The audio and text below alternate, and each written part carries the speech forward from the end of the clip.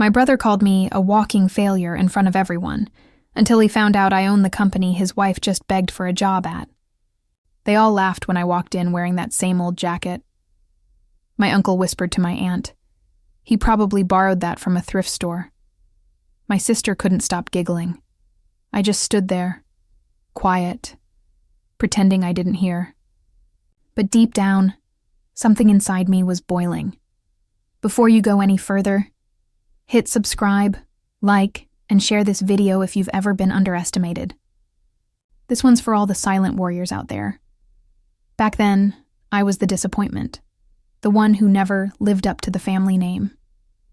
My father made it a daily habit to remind me that I wasn't cut out for anything important. He'd say, "You'll end up working for someone like your brother, if you're lucky."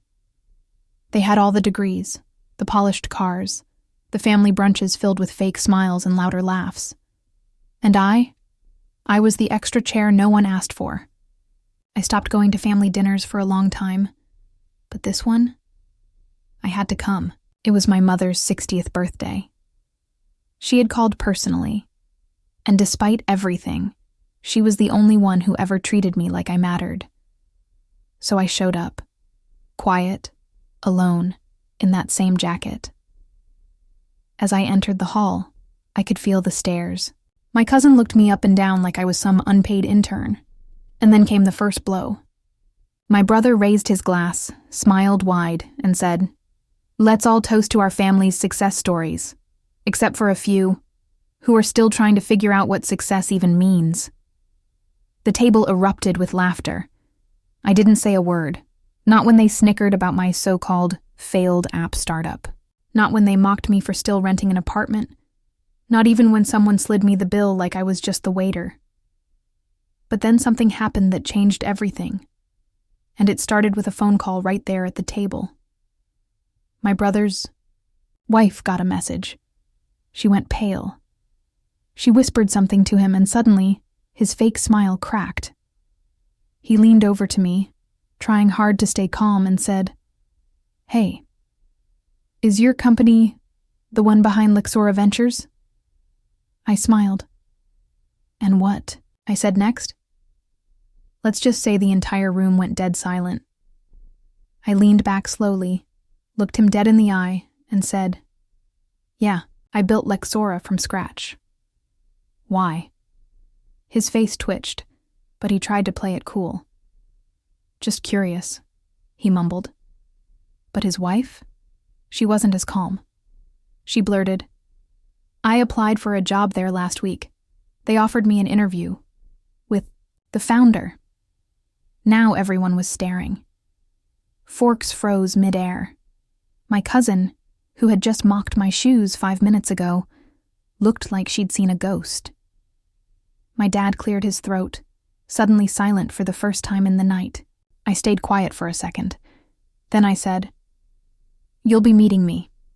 I do the final interviews myself, especially when the applicant's family has called me a parasite for the last 10 years. My brother's jaw dropped, but I wasn't done. I pulled out a small folder from my bag and laid it gently on the table. My uncle laughed nervously. "What's that? Your resume?" I looked at him. "No," I said. "That's the licensing agreement your company's been trying to get approved for the last 8 months. The one I kept rejecting." He blinked. "What? That's your company?" I nodded. "I own 78% of it. We didn't like the tone of your emails." His face turned red. "Why didn't you say anything?" I smiled. "Because I was building, while you were busy mocking me." Suddenly, my sister, who hadn't spoken to me in years unless she needed something, leaned in with that sugary voice she always used when she wanted something. "Wait, is it true you raised $60 million in funding? I saw an article." I didn't even look at her. I turned to my mom, handed her a small envelope, and said, "That house you always dreamed of? It's yours now, paid in full." And then, loud enough for everyone to hear, I added, "That's what being a black sheep can buy, when you stop trying to impress wolves." The silence was delicious. But what came next? That shook the entire family tree. Before anyone could speak, my cousin Kevin, the golden boy with the finance job and overpriced Rolex, stood up, trying to laugh it off. Okay, we get it. You did well for yourself. No need to rub it in. I looked at him, calm as ever. Rub it in? You mean like when you sent me a rejection email 5 years ago? For that internship I begged for? In your department? His smile vanished. That was HR's decision. I pulled out my phone. Really? Because I still have the email. You wrote, "You're not leadership material. Try a smaller company, or maybe consider a different career path entirely." The room was frozen. You could hear the ticking of the wall clock. And then, my dad finally spoke. "Son, if this is all true, why didn't you tell us sooner?" I looked straight at him. The man who once told me I was a disgrace to his name. The man who told everyone I'd be a nobody. "Because none of you were listening," I said. "You only hear what fits your version of the story. I was the disappointment, the invisible one. So I stayed invisible and built everything in silence.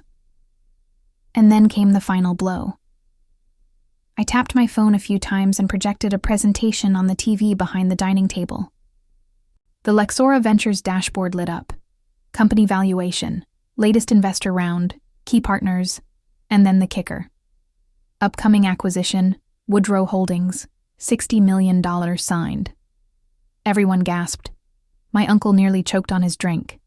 "Woodrow? That's our biggest competitor." I nodded. "Not anymore. I own them as of 9 a.m. this morning." My brother stood up, panicked. "Wait, what does this mean for my company?" I looked at him for a long second. "It means your company's licensing agreement is now my decision. And let's just say, I don't like working with people who mock others in public." And then I stood up, gently pushing in my chair. The same old chair they never expected me to sit at with any real power. I came here for Mom, not for you all. But it's funny how power walks quietly, until someone dares it to speak. As I walked out, my mom's eyes were filled with tears. Not of sadness, but pride. But just as I reached the door, someone stopped me with a question I never expected. And what she said next changed everything. It was my sister, the same one who once called me dead weight during a family game night, like it was a joke. She stood up slowly, her voice trembling. "Wait, are you really cutting us off completely?" I turned around. She wasn't smiling anymore. None of them were. "After everything we've been through," she continued, "you're really going to walk away and leave us behind?" I stared at her. "You mean after everything you put me through?" She didn't answer. I walked back toward the table, slowly, and said loud enough for everyone to hear. "You all had one version of me. The version you loved to mock. The one you dismissed like I was furniture. But the truth is, the day you pushed me out was the day I learned to never need you again." My brother interrupted. "Look, I know we were harsh, but we're still family." I let out a cold laugh. Family is who shows up when you're at your worst, not the people who celebrate when you fall. He stepped closer. "Okay, then be honest. If you're so successful, why come back here at all?" I paused. The entire room leaned in. "To give you all the one thing you gave me for years," I said calmly. Silence. That's when my cousin suddenly stood up, holding her phone, pale-faced. "Guys, he's trending." "What?" my aunt asked, confused. She turned the screen toward everyone. It was a news headline. "The Black Sheep Billionaire. How one man outsmarted his entire family and bought their legacy." And, below it, a video clip from inside the restaurant.